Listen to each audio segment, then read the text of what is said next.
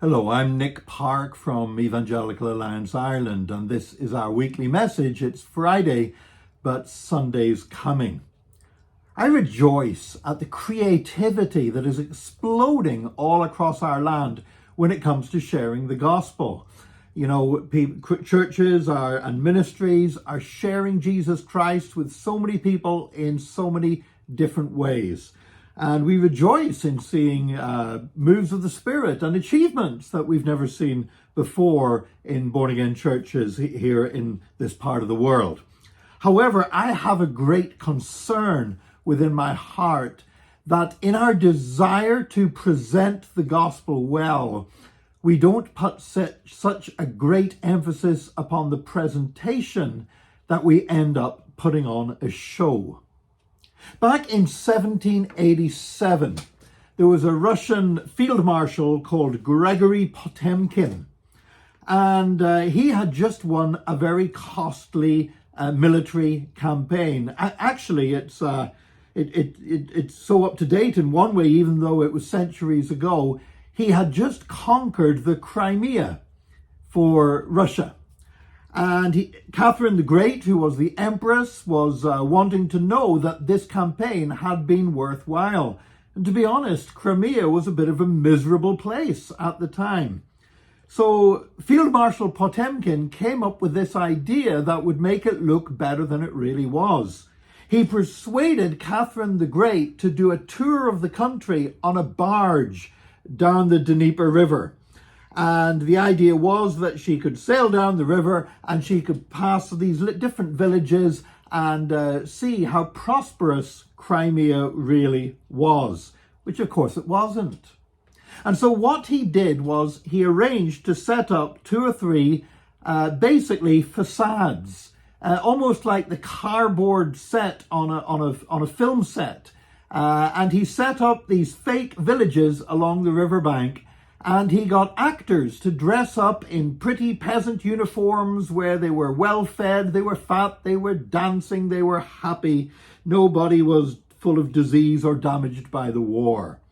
And then what would happen is each day she would sail past 2 or 3 of these villages and the empress would wave regally at them and the people would delightfully wave back at her. And then at night, whenever they were anchored up and the empress was sleeping, all the actors would load up these fake villages onto wagons and they would move them further downstream, ready to do the same thing the next day. And so day after day, the Empress Catherine the Great passed all these, it was the same villages, it was the same people, it was the same happy smiling peasants every time, but she couldn't tell the difference. And she was satisfied. She thought, what a great campaign Field Marshal Potemkin has won for us.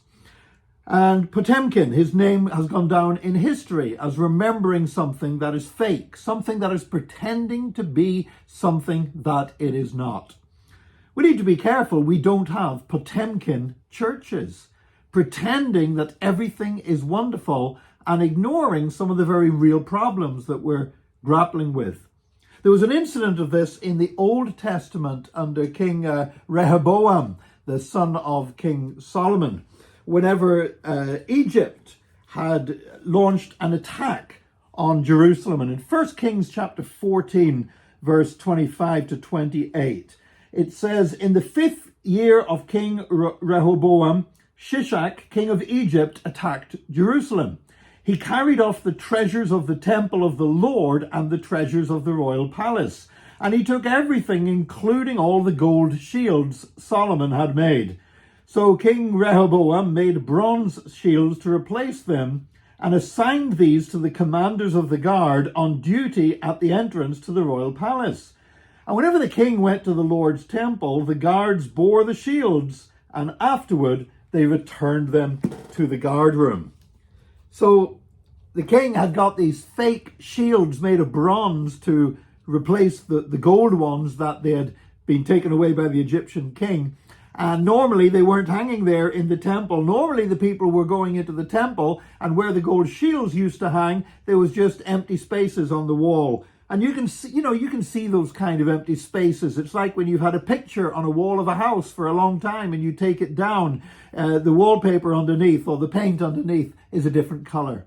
But whenever the king came into the temple, his soldiers would come in ahead of him and hang up these fake bronze shields in place so it would look like nothing had ever happened. That might have worked for King Rehoboam, but it doesn't work for the Church of Jesus Christ. And so while I would encourage us to keep presenting the gospel with excellence and in as creative way as possible, let's never reduce ourselves to putting on a show. Because in the end, the whole purpose of doing this is not to impress people, but it's to lead them to Jesus Christ.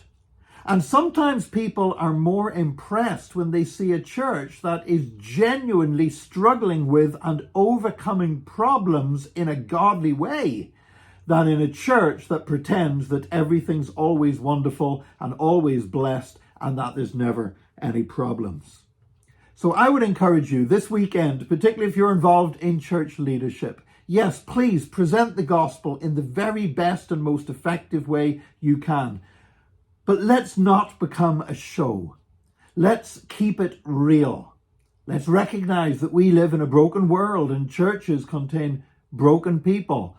And probably perhaps the greatest testimony of Jesus Christ in this nation is not how wonderful our buildings are, is not how slick our services are, but that God is taking these ordinary and broken people and turning them into something beautiful in his name. May God help us to be real and not to be a Potemkin church. I do believe that God is bringing his church forward into reality and authenticity. It might be Friday, but Sunday's coming.